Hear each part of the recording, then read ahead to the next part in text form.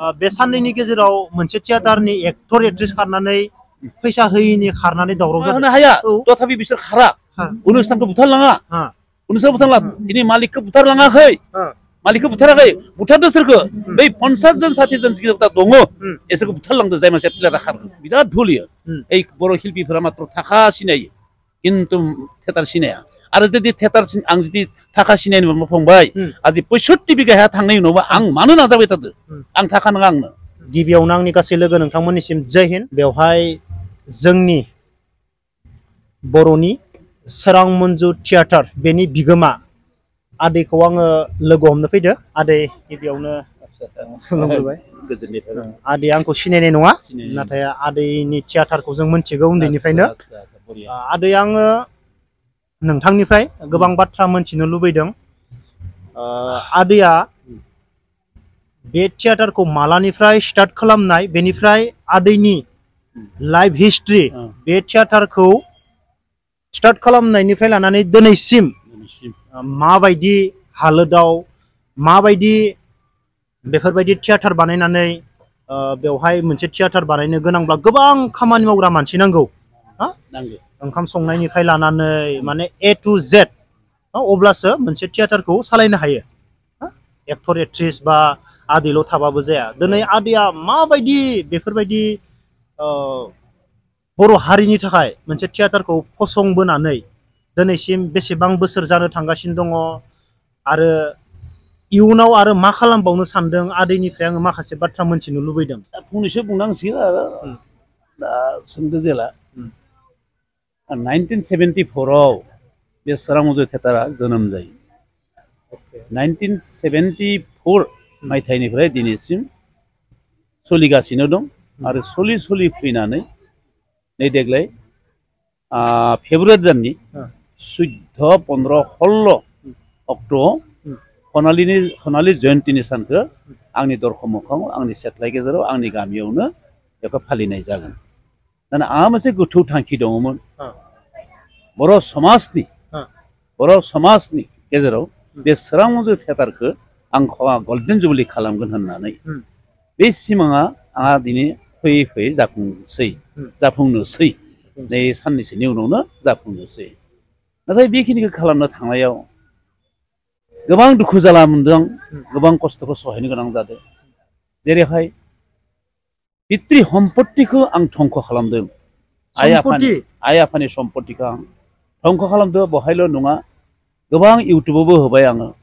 भाषानि इउटुबावबो होदों बर'नि इउटुबावबो होदों आइ आफाया आंनो सम्पत्ति होलांदोंमोन हाखौ 65 बिघा हा 65 बिघा हा 65 बिघा बे 65 बिघा हाखौ बर' हारिमुनि मुङाव बिगासे फानै दा मात्र 8 बिघा आंनि आखायाव दङ बेखिनि आंहा हाजासे दुखुनि बाथ्रा दाना बे समाव जोंहा सरकार गैयामोन गावनि होननाय सरकार गैयामोन बे समाव सरकार गैयियावनो आंहा बेबायदि हाया थांजोबदो माने बे गोथौ थांखि लादो होनना बुंबाय आं दे खनालि जयन्ती खालामगोन दे होमबाने बेखिनियावनो हाया थांदो खिन्थु बिनि उनाव जा जिता हाग्रामा सरकार फैबाय बिटिसि सरकार माने बे समाव हाग्रामाया महिलारि सारा आंनो बोसोरै एसे एला रां हरनानै बे थियाटारखौ फोथांना लाखिदों माने 6-7 बारसो हाग्रामा महिलारि सारा आंनो रां हरदो जे सोरां मन्जुआ थांनानै थाथो बिदि होननानै आंनो थाखा हरबाय थादों आरो बिथांनिनो आखान्थि MCLA बिथांमोनाबो आंखौ हाजासे सहाय खालामनो हायाबाबो एसे इला रां हरनानै आंखौ फोथांना लाखिदों बिनि उनाव जा बिटिसि सरकारा आउट जालांबाय बिटिसि सरकार आउट जानायनि लोगो लोगोनो जोंहा प्रमद बर' सारा बिटिआर माबा सरकार दाबाय बे बिटिआर सरकार दानायावबो प्रमद बर' सारा आंनो नै रियासलि आग मुहुर्तआव आंनो 10 लाख थाखादो सहाय खालामदो सोरां मन्जु थियाटारा थांना थाथों होननानै 10 लाख थाखा होदों होदों होनानै आंखौ सहाय खालामदों आरो बेनि अनगायैबो माने जोंहा बिश्वजित दैमारि बिथाङाबो आंनो 5 लाख थाखा होनानै आंखौ सहाय खालामदो सोरां मन्जु थियाटारा थांनानै थाथों होननानै आरो बिथांनिनो आखान्थि MCLA फोराबो आंनो हाजासे होनो हायाखैबाबो एसे इला रां होनानै आंखौ बे सोरां मन्जु थियाटारखौ फोथांना लाखिदों आरो बिनि उनाव जोंहा माने बिटिसिनि आउटआव मोनसे सरकार गोदान होबाय बे सरकारा जादों मा BKWAC सरकारनो इयाव जाबाय सिबा जाबाय जोंहा मिहिनेश्वर बसुमतारी मिहिनेश्वर बसुमतारीनि थ्रुयैदि जोंहा माबाया प्रणब बर' सारा इएमआ आंनो कालसारनि मुङाव आंनो 2 लाख थाखा होदो थांनाय बोसोराव थिग बिदिनो गोबां माबानिफ्राय आं सहाय मोननानैसो बे सोरांमोनजो थियेटारखौ फोथांना लाखिनो हादों आरो बै हा फाननायाबो अब्लासो 8 बिघा हाया थालांदों 8 बिघा हाया अब्लासो थालांदों जुदि बिथांमोना आंनो सहाय सहानुभूति खालामामोन अब्लाना बे 8 बिघा हाया जोबनानै आंनि जितु सिमां नुदोंमोन जे सनालि जयन्ती खालामगोन होननानै बर' थियेटारखौ खिन्थु जाहैनाय नङामोन बिथांमोना आंखौ सहाय खालामनासो दिनै 8 बिघा हाया थालांदो आरो सनालि जयन्तीनि दरखं मोखां मोनबाय दा बेनो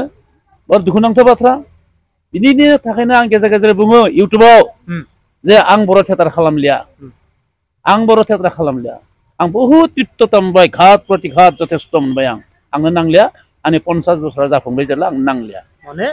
50 इयार्स गोल्डन जुबलिखौ नोंनि सिथ्लायावनो बानायनानै बेनिफ्राय बिदाय लासिगोन माने बिदाय लासिगोन जेखौ बिनिमय गैया एख' बिनिमय गैया सम्पत्तिया मानो थांबाबो आं थांनाय बायदि मोनाखै आंनि चेलेन्जखौ आं जाफुंहोनो होननानै बे चेलेन्ज आंहा जाफुंबाय तथापि गोबां मानसियानो बुङो जे आदा नों जुदि सोरांमोनजो थियेटारखौ गारोब्ला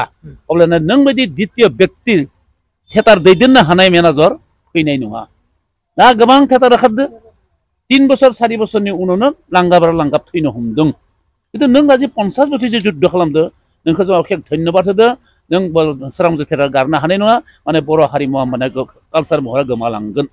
आरो 50 जन 60 जन बेकार हिनजावसा हौवासाफोरखौ नों आदाया फोथांना दोनदों आरो नों जुदि गारनो गोनां 50 जननि बेबस्थाया मा जागोन आरो आंनि अनुष्ठानखौ लांनानै दाब दाब जायगायाव गुबुन गुबुन कमिटिया दिनै अनुष्ठाननि मुङाव सोरबा 1 लाख 1.5 लाख पर्यन्त आं बिथांमोननो अनुदान होबोदों अनुष्ठाननि मुङाव आरो लोगोसे जोंहा ओरैबायदि मोनसे जादों जे बर' माहारिनि गेजेराव दि थियेटार महरै मोनसे हारिमु दं बे बुस्थुखौ दिनै बर' समाजनि गेजेरावल' नङा समग्र असामाव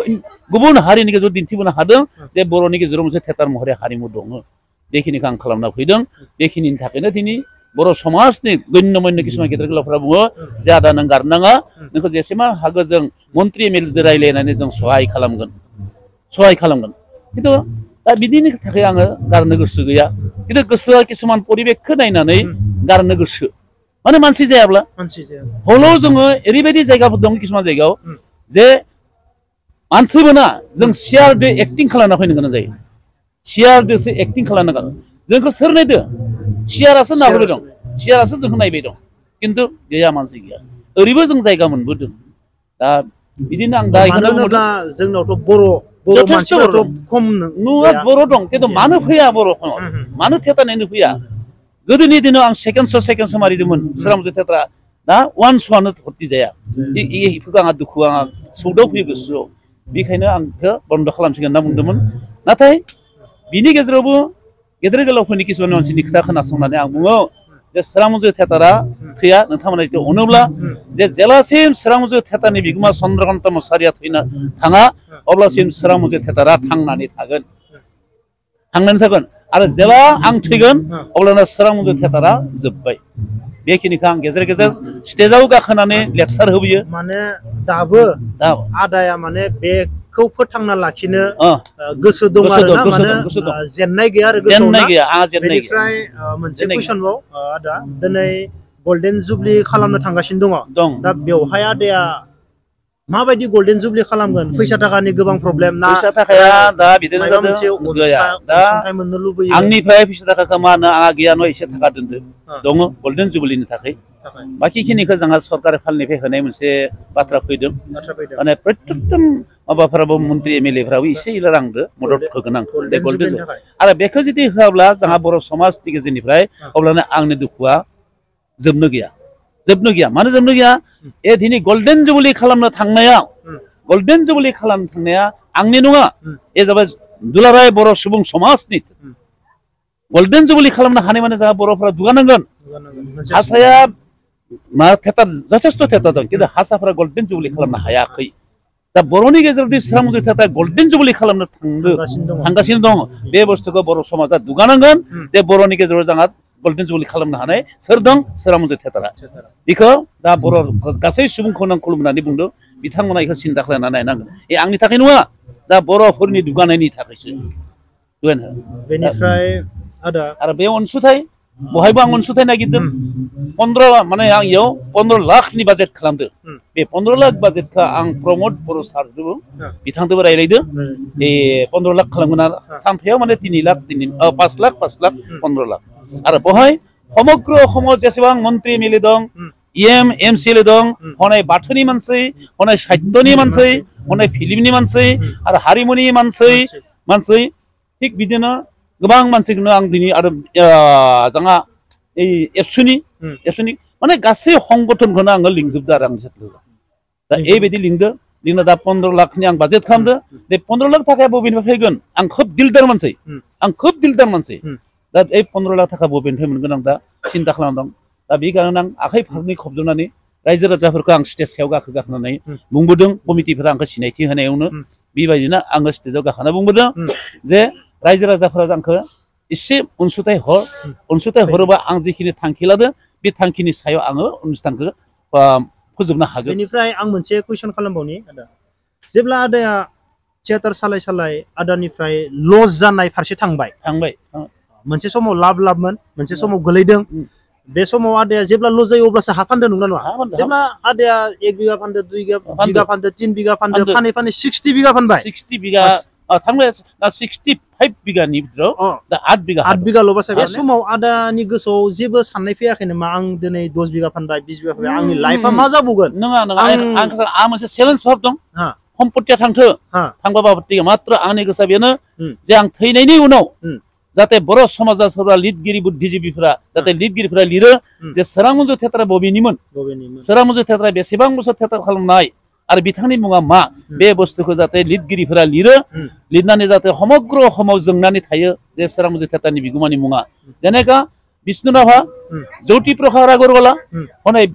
भुपेन हाजरिकानि मुङा दिनै अहमाव हारसानि गेजेराव नायबा बर'नि गेजेराव जोंनानै दं आंनि मुङाबो जाहाथे सारा आसामाव जोंना थायो आंनि बे फंबाय बेनो आं सम्पत्तिखौ नागिराखै धन सम्पत्तिनि आं गुलाम नङा आं जाहाथे बर' हारिमुनि गुलाम आंनो बर' हारिमुनि गुलाम दा बर'फ्रा आंखौ सहानुभूति खालामनांगौ धन सम्पत्ति आरजिनानै आं बिल्डिं खाना थानो लुबैया मात्र आंनिया बे दहाय एसे आगोल बुंनायानो थैनायनि उनाव जाहाथे आंनि मुङा थायो बेल'सो आंनिया पुलिस सानै नोंनि आंनि निजा फिसाया पुलिस सानै आरो सासे जाबाय सिआरपि आरो सासेया जाबाय मा मास्टार साब्रै फिसा साख्रि मावनायनि उनावबो आं दिनै मानो ओंखारबोदों बर' जातिनि थाखाय एखो दिनै बर' समाजा मानो सिन्था खालामनो हायाखै गोनांथि गैया दा बै फिसाफोरा बुंदों बाबा नों गारदो बोरायबाय आं दिनै बोरायबाय आरो दिनै आं बैसोखौ दिनै आं बुङो आं दिनै 76 आंनि बैसोआ 76 जाना दं आंनि बैसोआ दा बाबा नों बोरायबाय नों गारदो जों साख्रि मोनजोब्बाय नों मानो खस्थ' खालामनांगो नों सम्पत्तिखौ आगोलाव धंख' खालामजोब्बाय फोजोबबाय दा जिरायदो जों साख्रि मोनजोब्बाय नों मानो थांबाय थानांगो बर' हारिमुनि थाखाय बर' हारिफोरा नोंखौ मा सहाय खालामदो सम्पत्ति थांनाय उनावबो नोंखौ दिनै बर' समाजा नोंनि थिएटारखौनो नायालै जायगा लाना जायगा नोंनि थिएटारखौ नायनो फैयासै बर'फ्रा मानो थैनांनो दोनदो खोथायाथ' सैथो थारै खोथाया दोननो गोनाङावनोथ' दा आं दोननो नागिरनाया नांलिया होनना बुंबाय दं खिन्थु बे जोंहा बर' समाजनिफ्राय जितु आंखौ खुंदा होयो माने आं सोलायलांफिननो गोनां जायो जेरै 100 जन गथ'फोरखौ मायबा मोनसे होनानै माने बिसोरनि उदैखौ सुफुंनो हादों बेखौ साननानै दुखु मोनो साननैनि गेजेराव मोनसे थियेटारनि एक्टर एक्ट्रेस खारनानै फैसा होयिनि खारनानै दावराव जादों दा आदाया 50 इयार्स जाबाय आरो बे खारनायबोदो दा बेनि सायाव मा बुंनो सानो सासे एक्टर एक्ट्रेस खारदो बे केस होलायनो दा बिराद दावराव जादों आदाया नुग्रा नुवाखै मिथिया नायदोबो खिन्थु एफोर भुल एसामिस थिएटाराबो मुला बोसोराव दरमा होना बिसोर खारा अनुष्ठानखौ बुथारलाङा थारमाने इसोर दाना हारिमुनि मानसि नङा इसोर दा थाखानि मानसि रांखौ लुबैनासो थिएटाराव थांदों रां मोनाखै खारदों इ नङा हारिमुनि मानसिबा नों धैर्य हमनांगोन हारसा थिएटारबो होनो हाया लास्टआव जों आं मिथिगौ हारसा थिएटारनि जेसेबां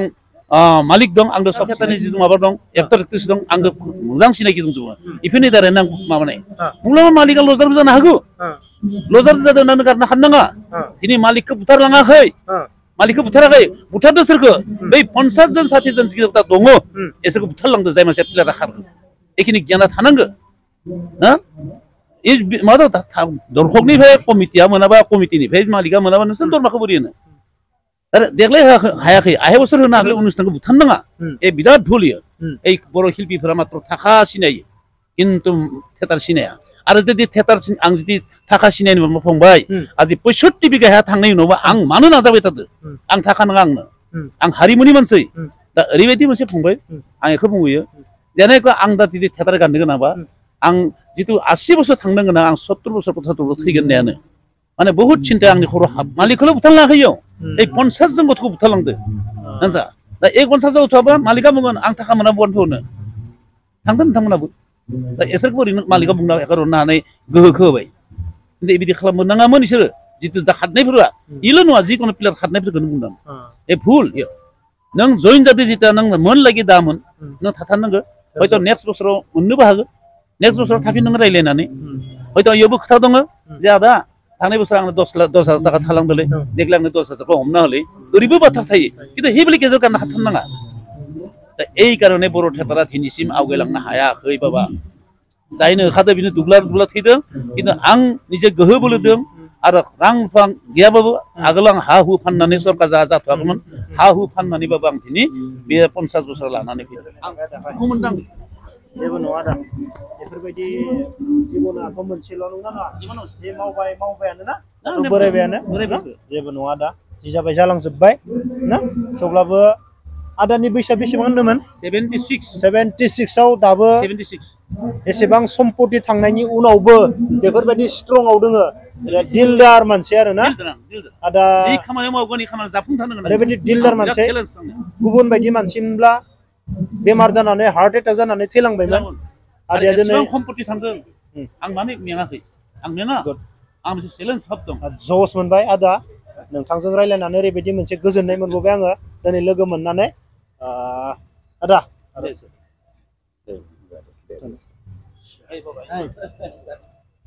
लोगो